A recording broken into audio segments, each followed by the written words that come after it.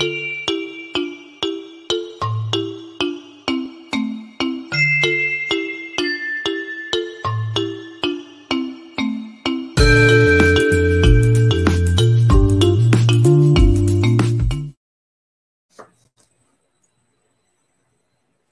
hello there, you beautiful, lovely people. Welcome to another little episode of Book Nook Quickies. I am Maxwell Haddad.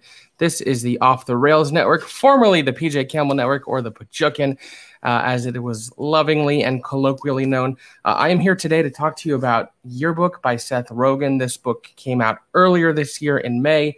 It is a series of comedic essays that serves as a sort of memoir, autobiographical look back at Seth's life and career. There's not really a narrative drive. Each chapter serves as a sort of essay. Look, Seth Rogen is a hilarious guy. He has a lot of experience writing. He's written films like Superbad, This Is the End. He has an irreverent wit. He has a potty mouth. He talks a lot about sex and drugs, lots of drugs, and dicks.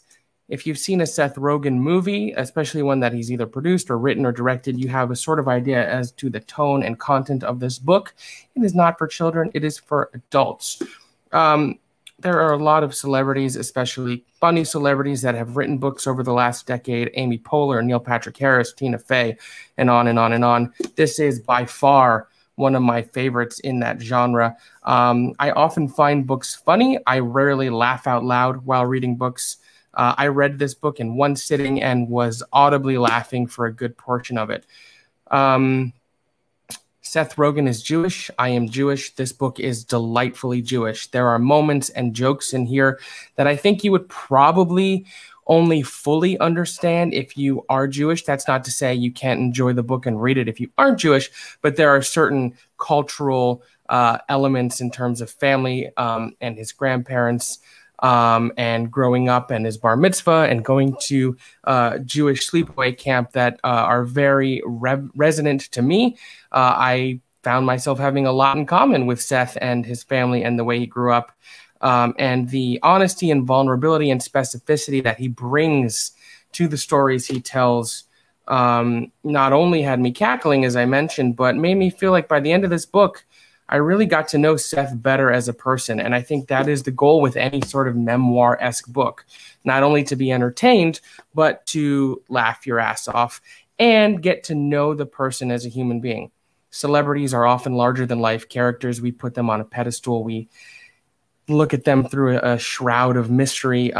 This book really humanizes Seth. He's not afraid to dive into some of the more difficult things. One of the best chapters in the book, in my opinion, dives into the film The Interview and the controversy that surrounded it. If you don't remember, this is a film where he and James Franco go to North Korea under the guise of doing an interview with Kim Jong-un, and they are secretly working to assassinate him. When North Korea found out about this, they sent all sorts of threats to Sony, the studio that released the movie. This chapter really gives a behind-the-scenes look at the struggle that Seth, as director and writer and producer and star of the film, faced in battling the higher-ups at Sony in terms of what the best route to do was in terms of releasing the film and the threats that the North Korean government was making to theaters that would play the movie. If you don't remember, the movie ended up not going to most theaters. It ended up streaming. It was one of the earliest big films that was supposed to go to theaters that ended up having a streaming deal.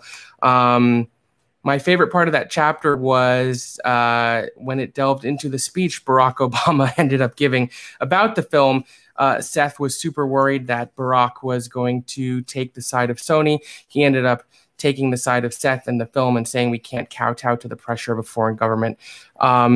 There are other chapters in this book that talk about his career as a child stand-up comic in Canada. That is a picture there of Seth as a 13 or 14-year-old kid doing stand-up. How he would mine his grandparents for jokes, how he would mine his relationships for jokes. And one thing I found particularly interesting is there's one character in particular in the book who he expresses was upset that he would make jokes about them. And then this character ended up being written into Superbad, because if you've seen Superbad or know anything about it, although it's not explicitly about Seth's childhood, it is very much about Seth's childhoods, right down to the part that Seth and Evan and Fogel, they had a friend named Fogel. All of these people make appearances in this book.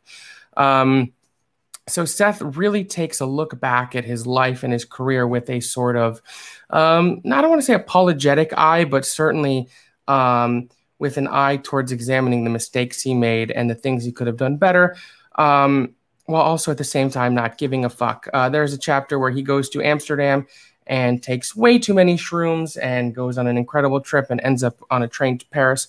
All sorts of stuff like this. So again, the drug content is through the roof. There's another excellent chapter about Steve Wozniak, who Seth Rogen of Steve Jobs. Thing about this is it really takes a look at who Steve Wozniak was as a guy, and not just Seth's experience playing him. He sort of paints him as this whimsical nerd god.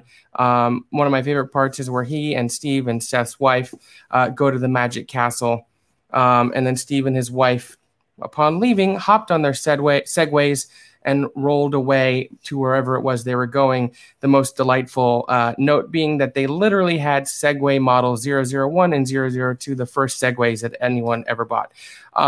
The piece de resistance of this book, though, in my opinion, involves the filming of the film Green Hornet. Now, this film is not beloved. It was a flop, both critically and commercially. I have a bit of a soft spot for it. I think there's some entertaining stuff in there. I also think it's a mess. The best part involves Nicolas Cage. The studio wanted Seth to get a big star in the film to help bolster the box office, particularly internationally. So for a long time, they were talking with Nicolas Cage about being the villain in the film. The picture that is painted of Nicolas Cage in this book is one of an actor and a man who does exactly what he wants to do, and if he is faced with even the remotest bit of criticism, crumbles completely. His idea for his villainous character in the Green Hornet was to play as a white Bahamian, complete with a very thick Caribbean accent. Wildly offensive.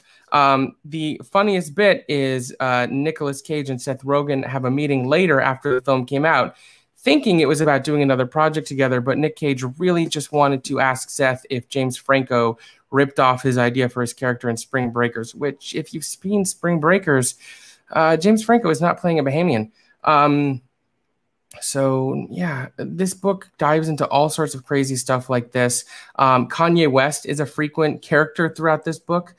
Seth actually has some very thoughtful things to say about Kanye.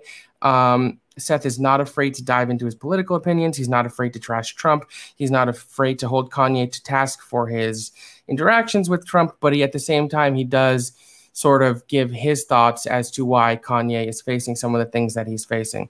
So if you're a fan of Seth Rogen, if you like behind the scenes look at Hollywood and how things like that go, if you want to laugh, if you like jokes about drugs and tripping on shrooms and smoking joints, this might be the book for you. Again, not recommended for young audiences. This is a book for adults.